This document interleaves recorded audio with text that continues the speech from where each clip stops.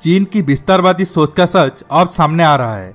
दक्षिण चीन सागर में कृत्रिम द्वीपों के निर्माण के साथ जहां वो एक तरफ अपने पड़ोसियों को परेशान कर रहा है, वहीं वन बेल्ट वन रोड के जरिए वो दुनिया का दरोगा बनने का सपना देख रहा है। इसके अलावा भूटान की सीमा में आने वाले डोकलाम इलाके में सड़क निर्माण के जरिए वो भारत को चुनौती दे रहा है। हाल ही में जब भारत में घुसपैठ करने वाले चीनी सैनिकों को भारतीय जवान ने खदेड़ दिया तो चीन तिलमिला उठा। चीन के सरकारी अखबार में से एक ग्लोबल टाइम्स अब भारत के खिलाफ जहर उगलने लगा है। आप सबको पता होगा, कुछ दिन पहले ग्लोबल टाइम्स में एक लेख छपी थी कि अगर भारत डोकलाम इलाके से सेना नहीं हटाएगा तो चीन पाकिस्तान के बुलाने से कश्मीर पर अपनी सेना भेज सकती है। चीन में भारत के खिलाफ लड़ाई की हिमायत करने वालों की तो कमी नहीं है, लेकिन सच ये है कि अब भारत चीन से ज़्यादा पीछे नहीं है। मैं आपको इस वीडियो में बताऊंगा भारत कैसे कूटनीतिक जरिए चीन पर दबाव डाल सकता है और इस प्लान में कौन कौन देश भारत को मदद कर सकते हैं। जानने के लिए आप वीडियो को आखिर तक देखते रहिए। चीन की किसी भी पड़ोसी देश से नहीं बनती। दुनिया में रूस के बाद चीन एक ऐसा देश है जिसकी सीमाएं 14 देशों से सटी हुई है, लेकिन पाकिस्तान को छोड़कर चीन की किसी से नहीं बनती है। अब जानिए चीन की बाकी पड़ोसी देशों के साथ विवाद की कारण क्या है। पहला देश है जापान। चीन और जापान के बीच पूर्वी चीन सागर पर स्थित कुछ द्वीपों को लेकर विवाद है।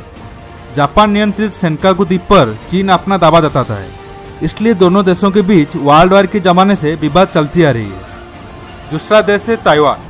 ताइवान पर चीन वन चाइना पॉलिसी के तहत शुरू से ही अपना हक जताता है। उसके अलावा चीन की तरफ से अक्सर ये बयान आता है कि जो देश ताइवान के साथ अपना रिश्ता रखेगा उसके साथ चीन अपने सारे संबंध तोड़ देगा। इस विवाद को अच्छी तरह से समझने के लिए आपको जानना होगा कि ताइवान कैसे बना था। आज से तकरीबन 100 साल पहले चाइना में सिविल वॉर के दौरान लाखों लोग चीन छोड़कर ताइवान में बस गए थे। इसलिए चीन मानता है कि ताइवान में रहने वाले लोग मूलतः चीन नागरिक है, इसलिए ताइवान भी चीन का हिस्सा है। तीसरी देश है रूस। विवाद करने के मामलों में चीन रूस को भी नहीं छोड़ा है। चीन और रूस की सीमा 4300 किमी लंबी है। उसरी नदी पर स्थित झोन्बो द्वीप और एर्गन नदी पर बस कुछ द्वीपों के लेकर चीन और रूस के बीच कई सालों से विवाद है। 2004 में हुई समझौते के बाद भी चीन इस मसले को बीच बीच में उठाता रहता है। चौथी देश है वियतनाम।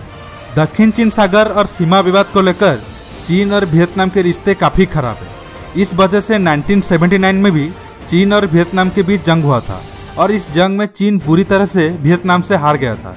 भारत और चीन के बीच जंग के हालात में वियतनाम भारत का खुला समर्थन करके चीन का मुश्किल बढ़ा सकती है।